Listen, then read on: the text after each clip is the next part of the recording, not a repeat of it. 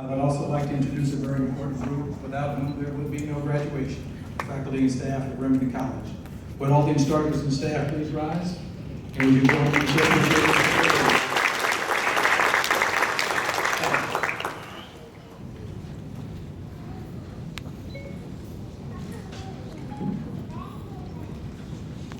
Speaker, Dr. Robert Ainsworth. Robert, a native of Baton Rouge, is a veteran of the United States Marine Corps and the United States Army, where he served in Operation Desert Storm as an intelligence analyst. For 6 years, he taught a wide variety of courses at Remington College in the associate degree programs. Robert has worked in the information technology sector for many years as a network administrator, systems engineer, and is currently the service manager for an information technology company, providing support to several large medical practices throughout Louisiana and Mississippi. Robert has many areas of interest, including being an ordained minister, an author, and a marriage counselor. He has been married to his wife, Angela, since 1985. Ladies and gentlemen, Dr. Robert Ainsworth.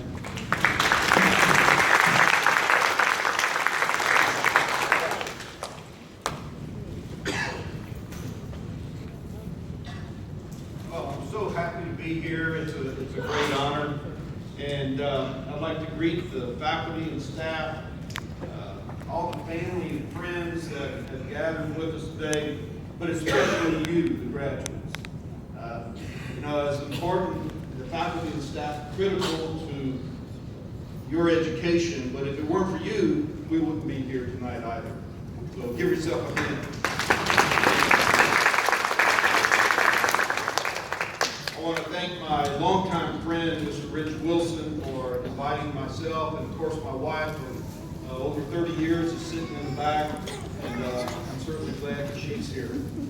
Now, I want to talk to you for just a couple of minutes. First of all, I want to congratulate you on achieving your goals.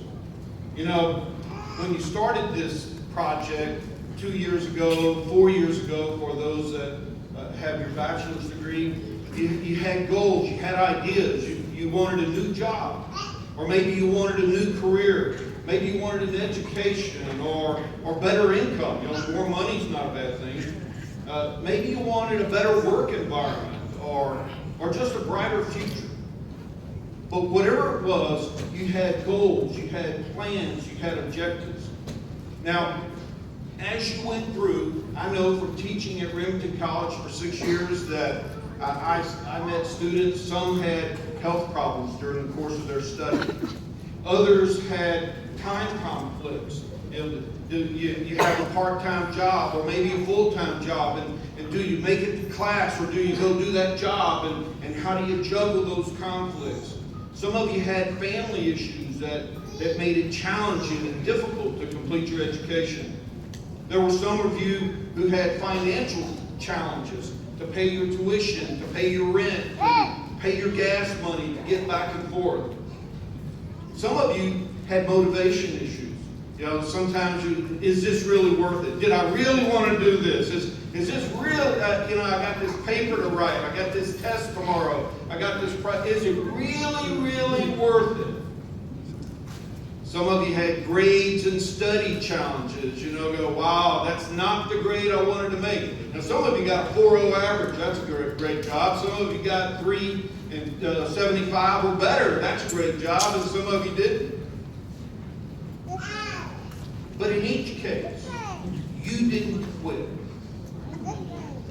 You continued on. Whatever that challenge, whatever that obstacle, whatever that issue that you dealt with, you did something that half of you that were here didn't do. I mean, look around. Mr. Wilson just told me a few minutes ago that there were twice as many people that started when you started, but only half of you are here today. Think about that. Half dropped out for one reason or another. You succeeded for one reason. It's because you didn't lose sight of the goal. There was a motivation, there was a reason that you started this, and you succeeded because you wanted to finish. Listen, You're an example to other people. What you've done is something, some of you, nobody in your family ever graduated from college. But you have. You did it. Some of you were told by family, friends, neighbors that you can't do this. You'll never succeed. But I'm telling you, you proved them wrong. You did it. You did it. You're the proof that others can do it too. Now that you've done it, you didn't do it by yourself. You had teachers that motivated you, they stirred you, they challenged you. Some of you had family members, maybe it was a husband or a wife, or a boyfriend or a girlfriend or a fiance, or maybe it was a parent or a child. Somebody encouraged you and motivated you and said, press on, continue, press on, don't quit. And now it's your turn. You know somebody that needs to be challenged and motivated, just like you were. And so I want to challenge you tonight to do that. Extend that gift. Somebody gave you a gift of motivation. You give that gift to somebody else. Tell them how you did it. Tell them how you overcame the challenges. Tell them what you did. And tell them, hey, you can do it too. If I can do it, you can do it. As you go to the next phase of life, and you know, tonight ends one step, tomorrow starts another. I have good news and bad news for you. The bad news is you're going to have more challenges in life. There are going to be more hardships. Some of them you've already seen and you know how to take care of it. And some of them you haven't seen yet. But I'm going to tell you how to take care of those challenges.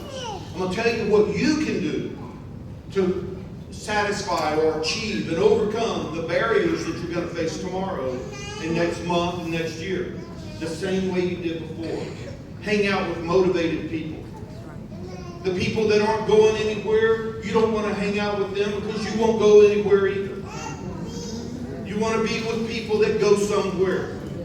Secondly, you want to develop an attitude of, I don't quit. Take quit out of your vocabulary. Decide I'm going to continue on. I know I can do it because I've already done it. See, this diploma, when it hangs on your wall, be sure you get it framed and hang it on your wall. Put it up there and look at it once in a while and say, this is proof that I can do it. And if I can do it once, I can do it again. And if I can do it 2 times, I can do it 3 and 4 and 5 and however many times. And it doesn't have to be just in education. It can be anything in life. So, hang out with positive people. Don't quit. Be willing to sacrifice.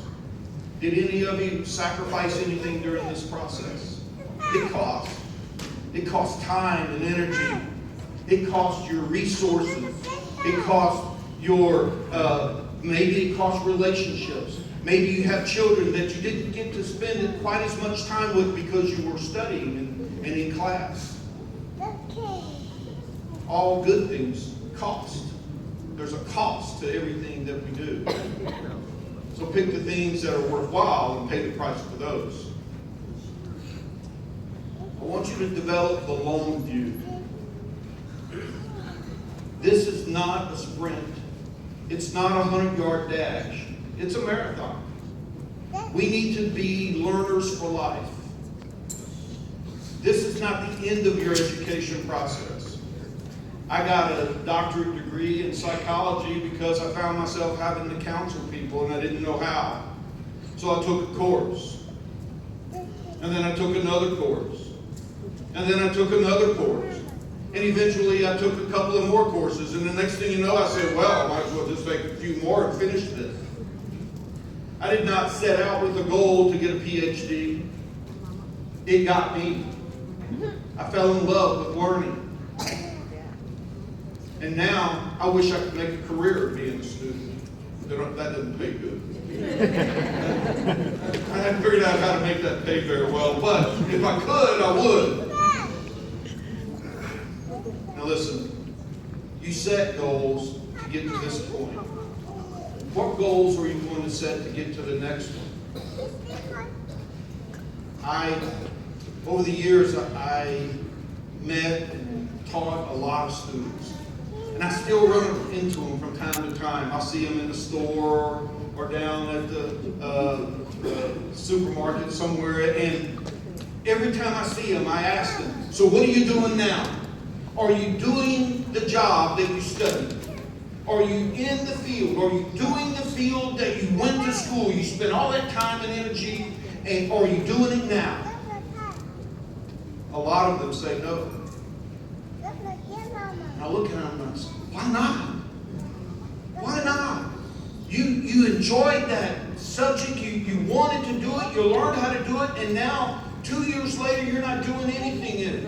And they answer, well, you know, I got this job here. It's not really what I want. It's not what I like. It's not paying what I needed to pay. But, you know, to do something different will cause me to have to get out of my comfort zone. I'm going to tell you something. I want you to write this down when you leave here tonight. Make a note. I know you won't, but that's your homework anyway. If you don't do anything starting tomorrow to achieve the next goal in life, then 5 years from now, you'll be right where you are right now. That 5 years will go by in a snap. You'll blink and it's gone, and you'll be in the same spot that you are today. I'm not telling you that that spot today is not good, but I'm telling you that 5 years from now it could be a whole lot better. You could be at the next goal, the next objective, the next step. My challenge for you tonight is that you do just that. I congratulate you. This is a great success. So now what's the next one? What's next? What are you going to do tomorrow so that your life gets better and better and you have greater and greater successes? Good luck to you.